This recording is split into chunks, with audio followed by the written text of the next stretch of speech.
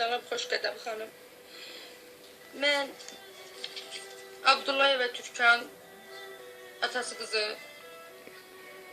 1900 bilmirəm neçənci ildə fevralın 31 anan olmuşam.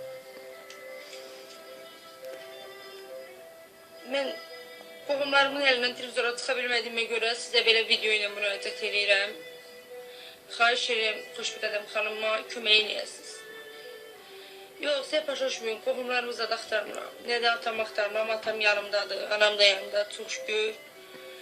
Mən qohumlarımı itirmək istəyirəm. Xoş qədəm xanım.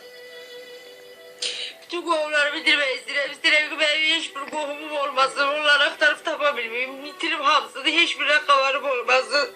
Xoş qədəm xanım. Çünki mən bütün qohumların əlinə da boğaza yıxmışam. Çünki beni boğaza yığıflar da. Biri deyir buraya qarşını alma. Biri deyir bığına el vurma.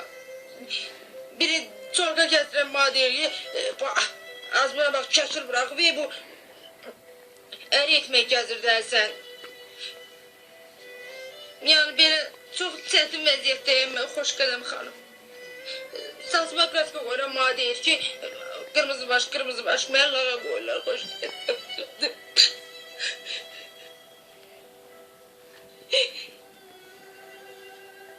Ne olur kurban olun, hoş geldin hanım. Bana bir köveylik eleyim bana. Kaşlar bu kadar kalındı ki gözüme gün ışığı düşmüyor. Direnleri padrukalarımıza gelip iki gideş şehirde gezeyim. Sağda bakram saat 1'de şöyle baktım gördüm karanlıktı diyelim ki yok az geçti gece saat 1'de de işimiz var söyle. Az padrukam derken sen başı karardı hele gün orta birdi. Ben kaşlarımın uçmasından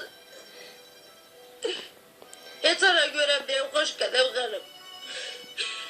Bunlar bu kadar uzak ki eve konak gelen değil ki evin kişisi beni. Böyle çok çetin vaziyette hoş kadem kanım, kayış yerine bana kömeğini yesin.